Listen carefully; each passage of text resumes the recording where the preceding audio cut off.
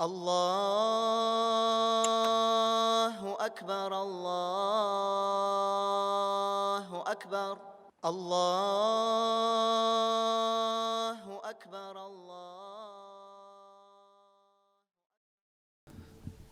إن الحمد لله نحمده ونستعينه ونستغفره ونعوذ بالله من شرور أنفسنا ومن سيئات أعمالنا من يهده الله فلا مضل له ومن يضلله فلا هادي له وأشهد أن لا إله إلا الله وحده لا شريك له وأشهد أن محمدا عبده ورسوله صلى الله عليه وعلى آله وأصحابه يا أيها الذين آمنوا اتقوا الله حق تقاته ولا تموتن إلا وأنتم مسلمون يا أيها الذين آمنوا اتقوا الله وقولوا قولا سديدا يصلح لكم أعمالكم ويغفر لكم ذنوبكم ومن يطع الله ورسوله فقد فاز فوزا عظيما أما بعد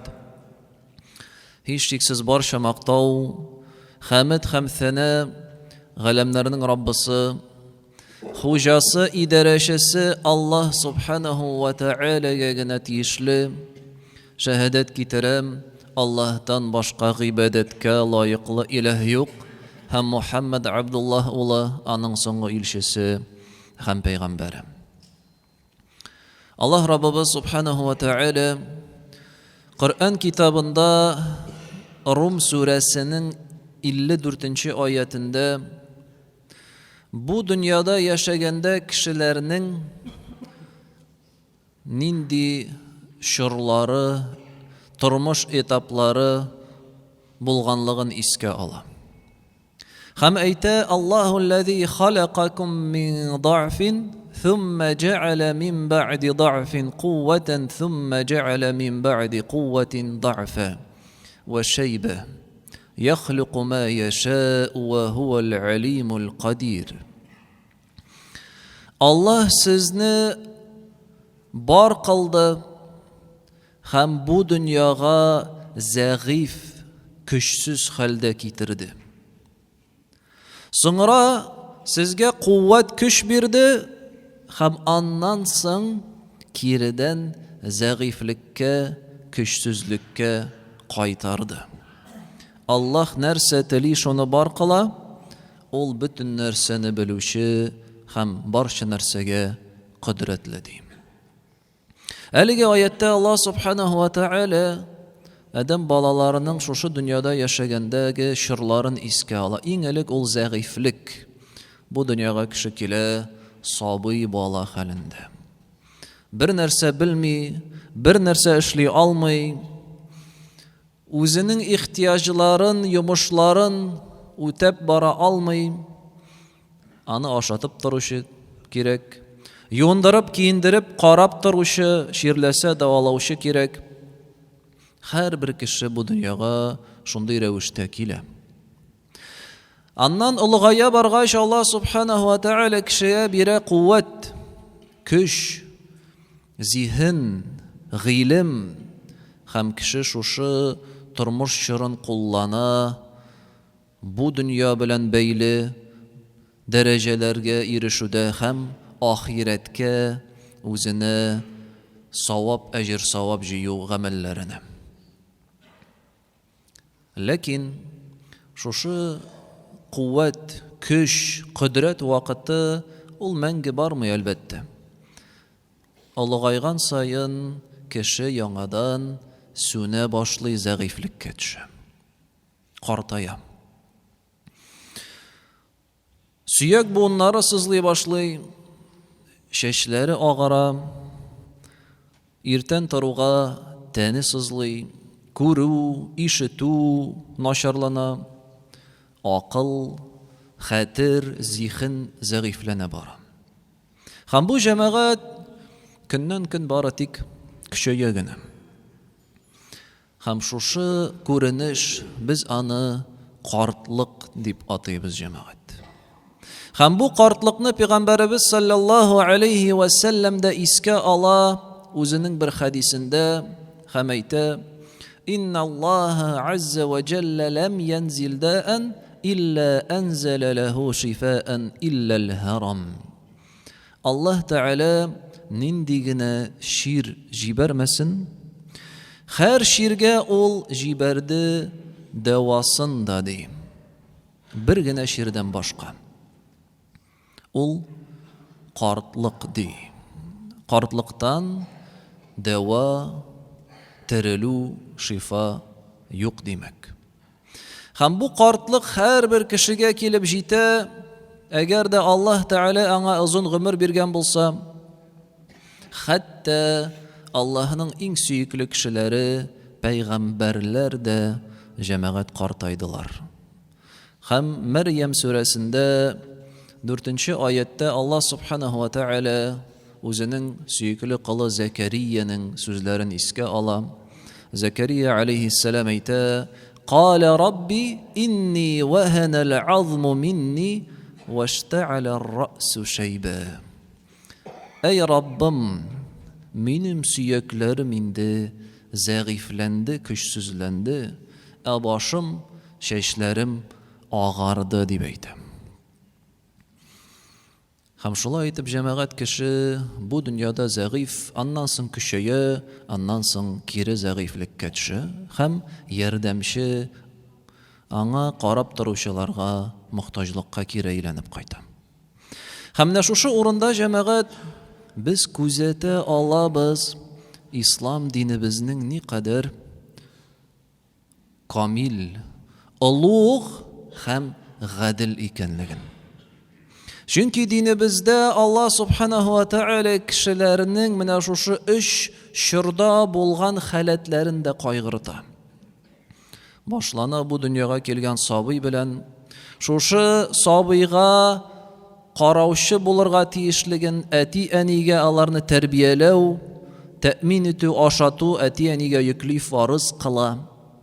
Шуннан соң дәвам итә кешенең җитлеккән чорындагы вакытны тәртипкә салу белән һәм ахырда кеше инде картайгач та Аллаһ Субханаһу ва Тәгалә аны ялгыз калдырмый.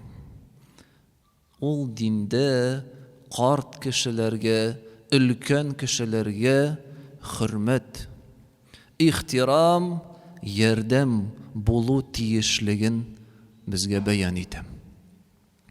Һәм иң элек әлбәттә бу иң якын кешеләргә, әти-әнигә кагыла.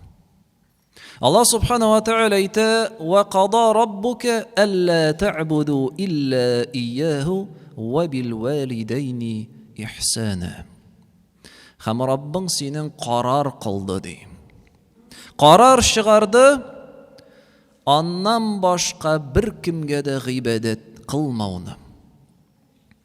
Һәм әти-әнигә изгелек эшләүне ди. إما يبلغن عندك الكبر أحدهما أو كلاهما فلا تقل لهما أف ولا تنهرهما وقل لهما قولا كريما. Һәм әгәр дә әти-әниеңнең икесе дә яки аларның берәрсе картлык яшенә җиткәндә син алар белән булсаң, аларга уф дип тә әйтмә ди. Уф дип тә әйтмә, аларга тавышыңны күтәрмә һәм бары тик күркәм яхшы сүз белән генә аларга дәш сөйләш дип әйтә Аллаһ Субханаһу ва Тәгалә. Инде гомумән әйткәндә Пәйгамбәрбез саллаллаһу алейхи ва саллям катгый рәвештә безне мөселманнарны кисәтеп куя.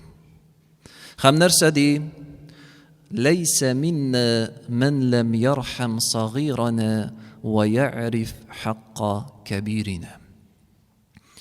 Безнең арабыздан түгел шул кеше кем кичкенәләргә рәхимле түгел һәм өлкәннәрнең хакын күрми, кадерен белми дип әйтә.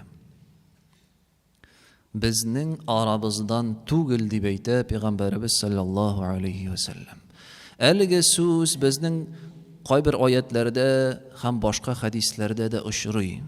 Һәм галимнәр шушы җөмләгә кагылганда әйтәләр, әгәр дә бу сүз килә икән һәм ниндидер гамәл белән бәйләнә икән, димәк бу гамәл харам, тыелган һәм хәтта кайберәүләр бу зур гөнаһ дип тә әйттеләр. Һәм бу хәдистә Пәйгамбәрбез саллаллаһу алейһи ва саллям нәрсә ди? Безнең арабыздан түгел ди, ягъни безнең сөннәтебезгә туры килми, безнең сөннәтебездә түгел ул.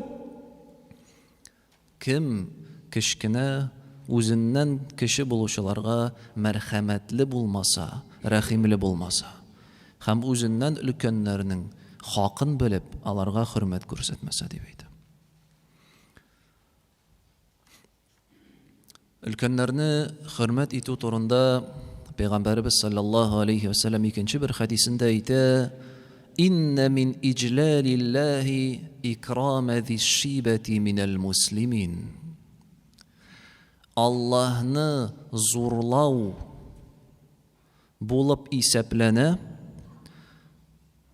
чәчләре агарган мөселманнарга хөрмәт күрсәтү дип әйтә. Аллаһны зурлау, Аллаһны бөекләү, без телдән әйтәбез Аллаһу акбар дип һәр вакыт намазга басканда, ягъни Аллаһ бөек дип.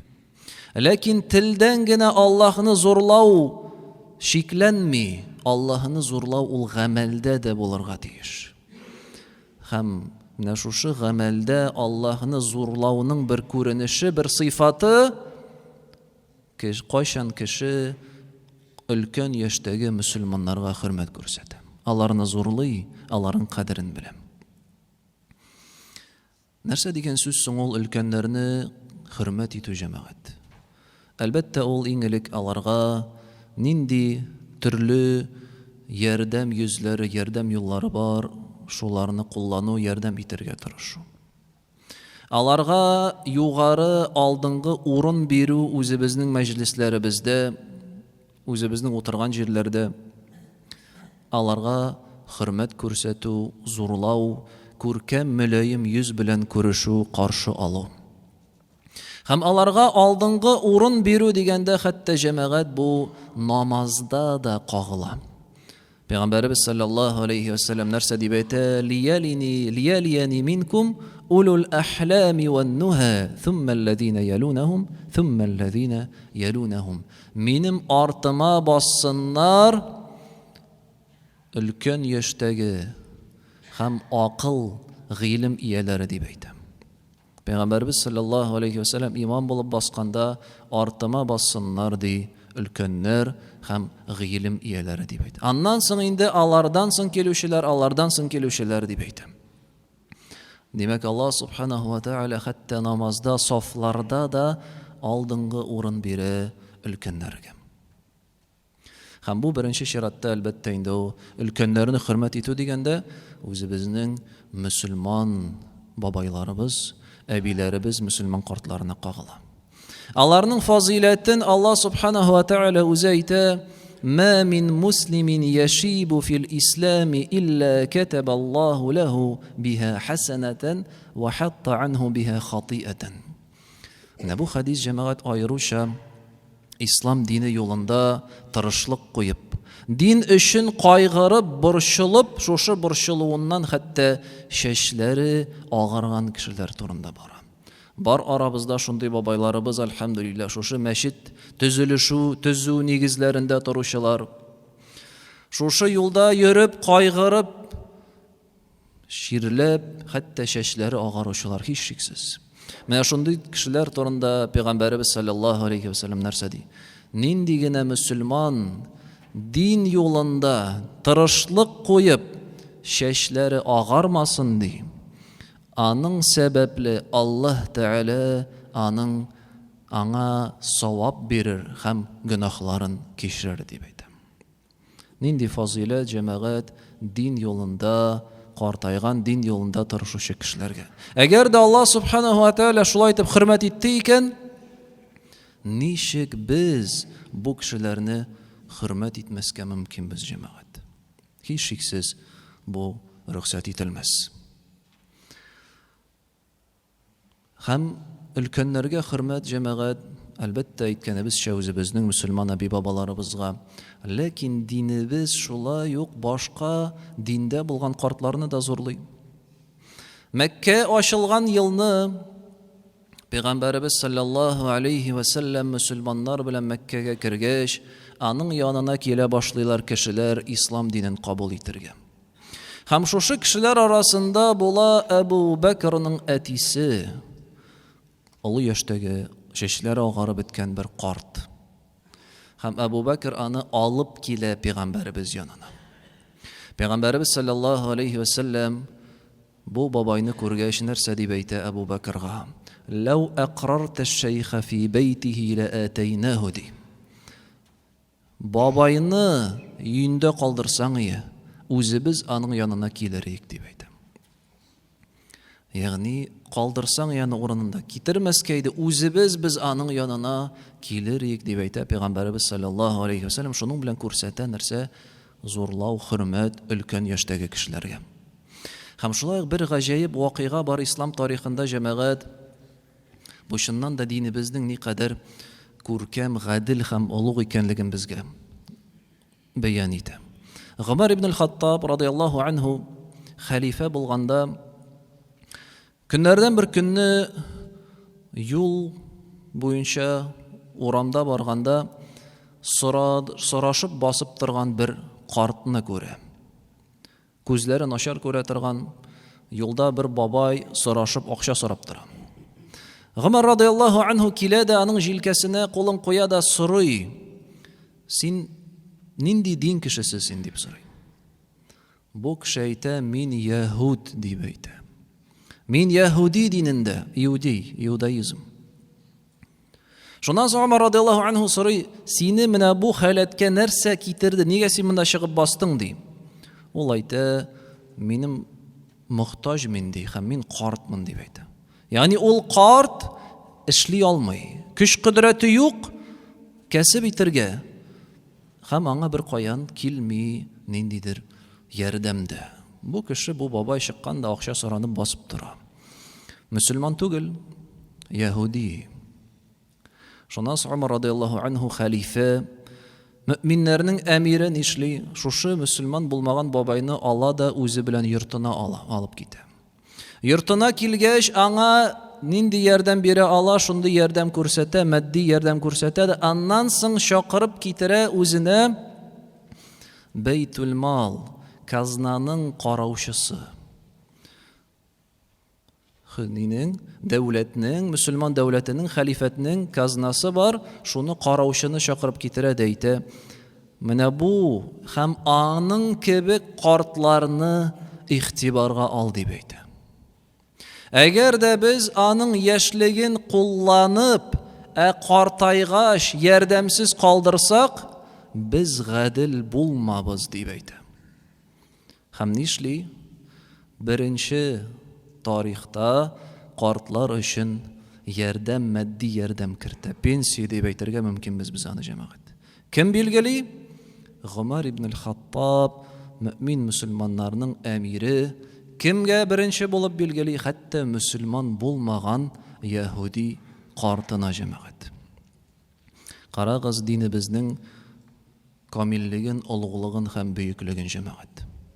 Һәм без бүген шушы бөек кешеләрнең нәселе дип әйтербез. Пәйгамбәрбез саллаллаһу алейхи ва саллям, олуг сахабалар ничек динне тоттылар? Без бүген нинди хәлдә? Менә шушы мәсьәләдә генә дә булсын. Хәтта өлкән яшьтәге абыйларыбызны, әбиләребезне хөрмәт итүдә генә булсын. Гамәлебездә, телебездә күренәме бу безнең? Бу бик әһәмиятле сорау, җәмәгать. Чөнки белгәнебезчә дин ул мәчет һәм гыйбадәт гамәлләре белән генә шикләнми. Хакыйкый дин ул менә шушы көндәлек эшләрдә күренәде. Кайдадыр урын бирүдә, кибеттә басып торасың, бер әби мәсәлән ипи генә тоткан, синең зур корзина анда төялгән ризык, үзеңә, бала-чагаңа, гаиләгә үткәр шул әбине. Усын. Каядыр транспортта барамы, урын бирүме? Яисә мәчеткә килгән абыйларыбызны, бабайларыбызны намазга алып килү, яисә намаздан соң кайтару.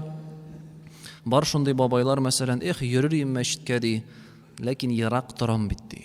Дәрес алырга киләсем килә, ләкин ерак торам, кич белән кайтырга транспорт калмый миңа дип әйтә. Менә шушы мәсьәләләрне кайгырту ул яшьләрнең вазифасы җәмәгать, безнең өстебездә. Һәм тәмамлысы килә җәмәгать, быел үземнең Казанда булган бер вакыйга белән инде җәй вакыты төрле җирләргә йөрибез, төрле шәһәрләргә һәрбер кеше. Һәм менә Аллаһның рәхмәте белән җәй көне Казандагы Рахматулла дигән мәчеттә бер намазга кереп чыктым.